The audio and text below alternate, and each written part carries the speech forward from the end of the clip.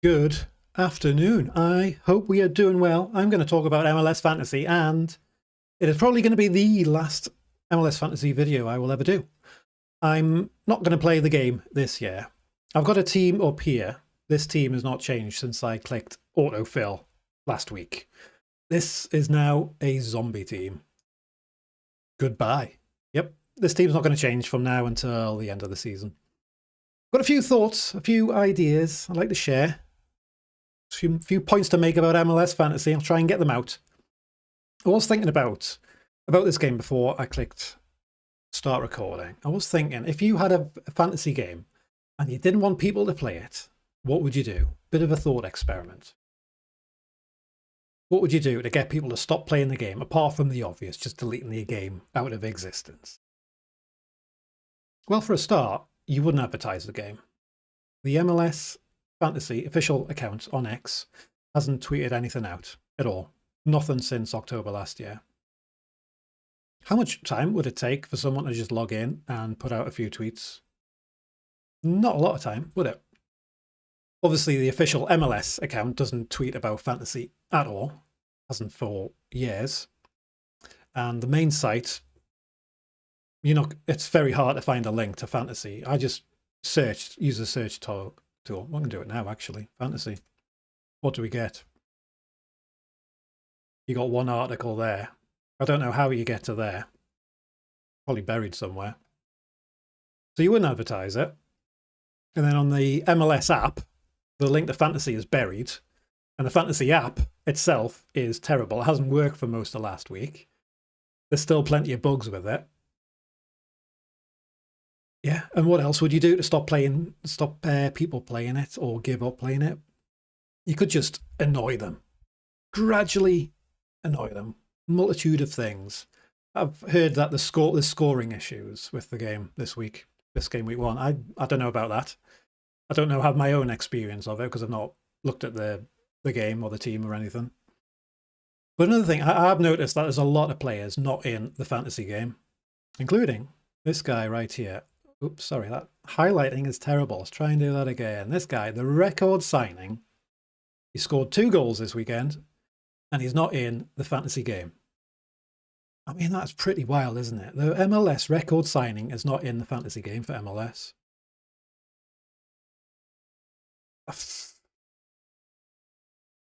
You would think that you would prioritize getting the record signing. I've mentioned record signing 4 times now. It's important, isn't it? You would think that guy would be in the game.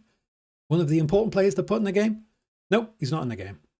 Along with a lot of other players who aren't in the game.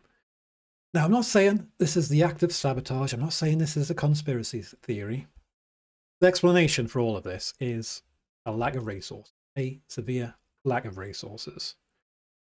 But despite all these things, the main reason that I'm not playing is just the sheer amount of time that it takes to play this game. The time commitment.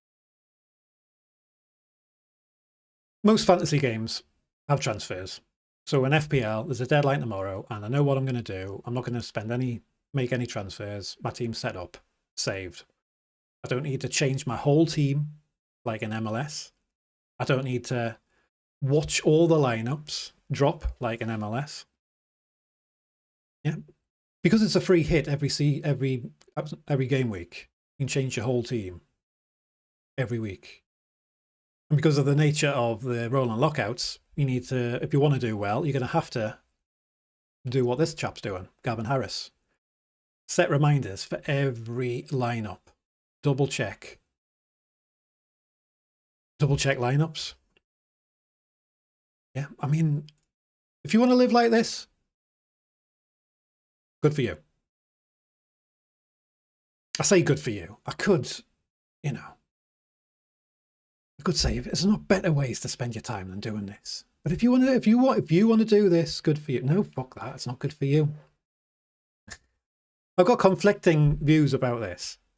I do want to say good for you, but I also want to say, can you not spend your time better? Do you not want to learn a skill? Do you not want to do some exercise? Do you not want to go out and meet some people? Do something useful, worthwhile, something that's going to last. Checking lineups all the time to do well in a fantasy game. And I say this as someone who really likes fantasy. But my decision has been to spend less time on fantasy. And that is a decision that I do stand by. Yeah. I've said before, it's not going to attract a lot of casual managers. It's going to attract very few casual managers where you have to change your team every week. And if you want to do well, you have to check out the lineups. Because you could say, if you miss a lineup and you've got in a bad player and it costs you 5 points, 5 points could be, the difference between winning your mini league, winning the whole competition, winning the week bonus, the week rank. Yeah. So if you do want to do well, you have to check out every lineup. Not every lineup, most lineups. The lineups where you've got players playing in. Yeah, huge time commitment. And this is someone who doesn't even watch MLS. So when I play this game, I don't watch the games. So I'm picking players based on a model. I have my own model, and to run that model takes ages. There's 30 teams in MLS. Say I spend 5 minutes per team. There's 3 hours, 3 hours a week. Setting minutes, checking the data. And then, thinking about my team, how it's going to be looking for the game week ahead. It's a huge time commitment, running a model, especially with the amount of churn in MLS. Certain teams, year on year, there's quite a lot of difference. Especially and you've got a new team in San Diego, and then there'll be another churn later on when the European season finishes. You have players leaving MLS to go to Europe, and then vice versa, leaving Europe to come to MLS. Just a huge churn in players. Which does remind me about the gaslighting that I believe is going on. Good players have left MLS, and apparently that's a good thing. Good players leaving MLS is a good thing. It's a good thing for MLS. Good thing for the MLS fans. You see a Columbus Crew fan with Cucho on the back of their shirt. You say, hey, it's a good thing he's left our team, isn't it? Your favourite players left your team to go to Europe. Yeah. You would think that raising the standard of MLS, increasing year on year, would be good, wouldn't you? You would think that is what we want. You would, if you're a fan of the team, you don't want your star player to be sold. You don't want to see, good players leave and to go to Europe and play for teams you would think are inferior to their MLS team. Wouldn't you? Like if you're a fan of an MLS team and your star player just leaves and you get in some unknown quantity, it's basically someone cheaper. You're getting somebody cheaper to come in and will likely be an inferior player. Yeah, it's like, don't get too much into that, but yeah, I could say being a developmental league is better than a league that nobody cares about whatsoever. Nobody ever wants to join. But still, like, selling good players is something to be proud of. No, well, if you've got very, very low aspirations. Another thing about having a free hit every week in MLS, apart from the time commitment, is just how a lot of fantasy teams are very similar. Some weeks you'll have everybody's got the same 8 players. And I've pressed autofill, and Messi has come out as captain. It would have been a very popular captain. I'm sure Messi would have been in a lot of teams, and he would have been most people's pick for captain. And then Wagner and then this guy are going to be in the team a lot of weeks this year, and everybody's going to have them. Say everybody. Everybody who's actively playing the game and knows what they're doing will have them. So in conclusion, yep, I'm not going to... It doesn't make sense for me. I do enjoy this game. This wasn't an easy decision. I have gone to and fro whether I'm going to play, whether I'm not going to play. I do think I made the right decision and not play a game where it takes a huge amount of time to spend on a league that I don't watch. It's not like I'm increasing my interest in a game I'm going to be watching anyway. It's a league I don't watch in a fantasy game which is run quite poorly. I do have to say that. It is true. I know that me saying that is going to annoy some people who love the game. But it is a fact. You can't say that this game is run well. If you say this game's run well, you're lying through your teeth with the numerous problems that it has.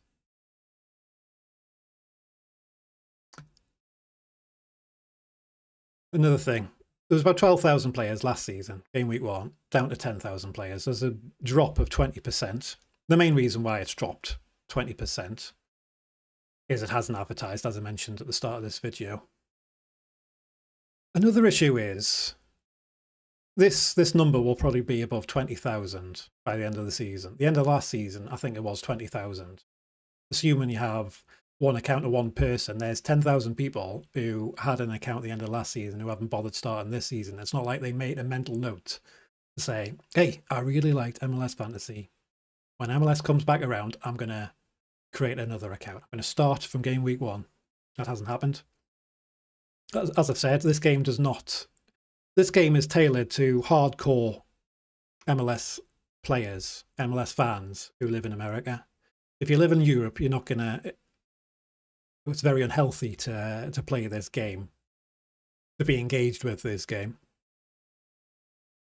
Yeah, it's just not going to attract a lot of casual managers.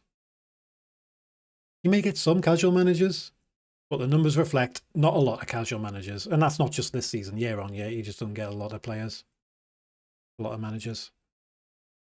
And if what I've said, if you really love this game and you still want to play it, fine, go for it. You love it, good for you, carry on. And if I've said something that really annoys you, you need to grow up, basically. Some bloke on the internet has said something you don't like about a fantasy competition. Grow up. And in conclusion, have a lovely day.